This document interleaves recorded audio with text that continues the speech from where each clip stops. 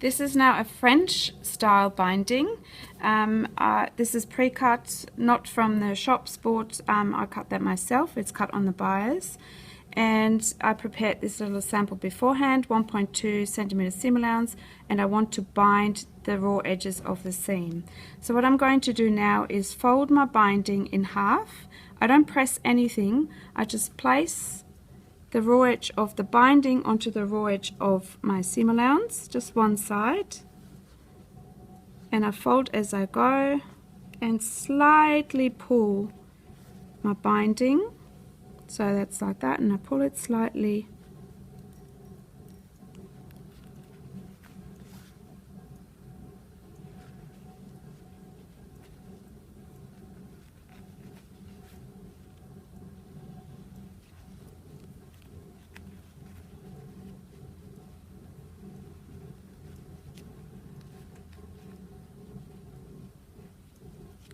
pin down. I just cut this off at the end, and I now stitch down my binding at foot width, and I do it on the side of the seam allowance. Foot width means the edge of the foot runs along of the edge of the seam allowance. That's about 5 millimeters in this case. Back tack.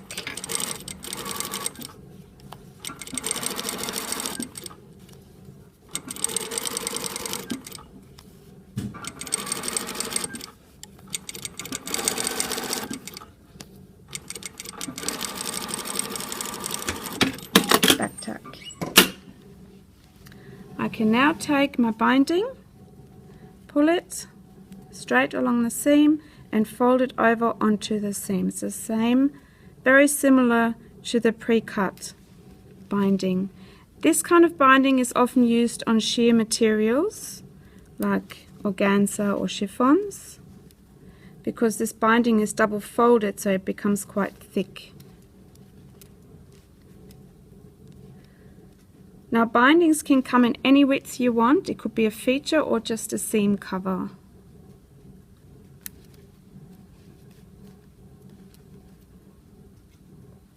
Okay.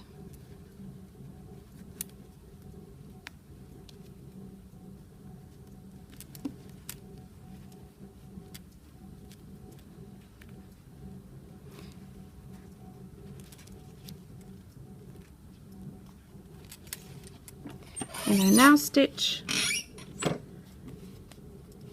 pin stitch along the binding. Once again, pin stitching, a binding, you go and the inside of the foot runs along the edge of your binding.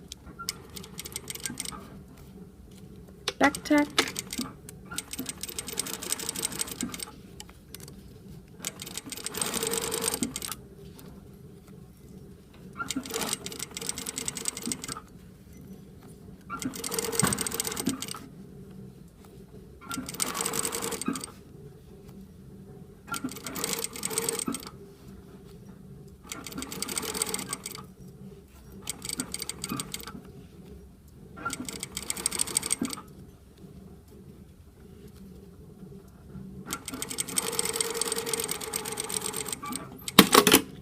Tack, come out,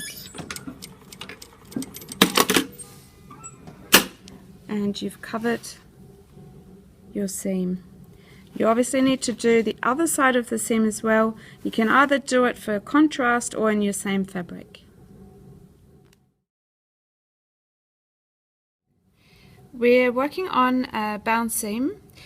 Seams that are bound are often used in jackets or inside garments or on necklines.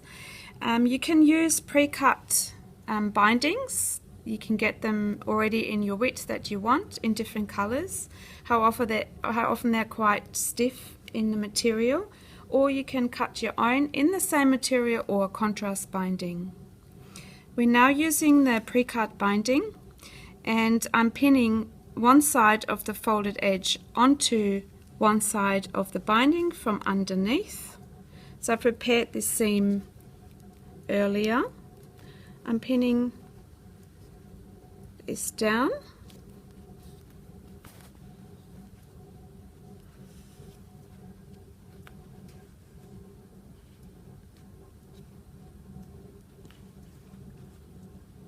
So only to one side of the seam.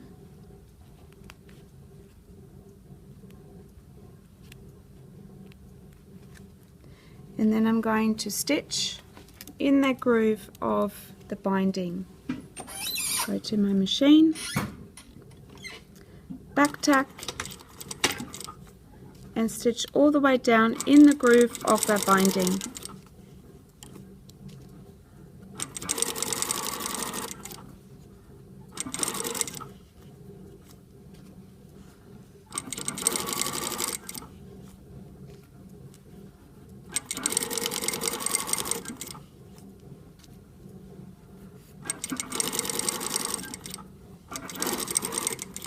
And back tack.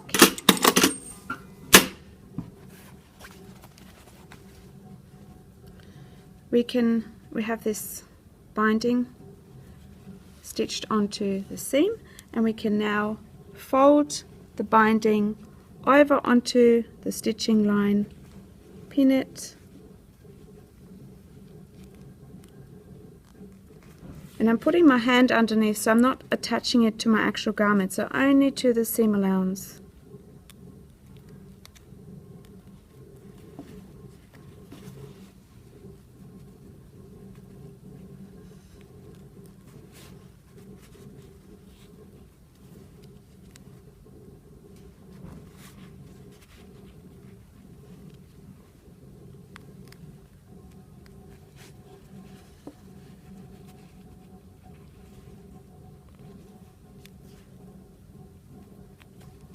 I'm now stitching the binding down, the top stitch, but only onto the seam allowance, not onto my garment. So I'm placing it underneath, and I do a pin stitch, and to do a pin stitch, it means the inside of that foot runs along this fold here.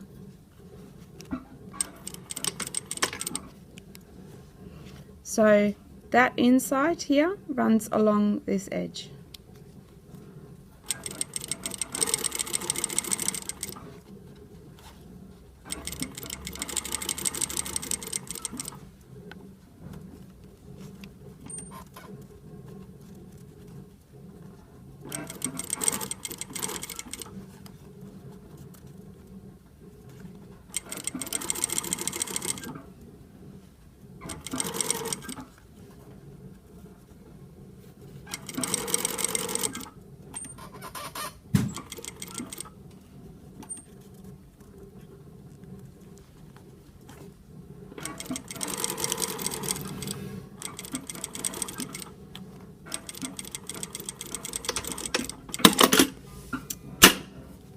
So you have now done, just take my pins off, you have now finished one side of the seam allowance, so there's no raw edges anymore, and the raw seam is enclosed.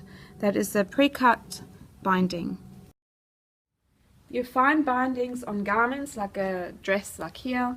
It's a contrast binding here in black.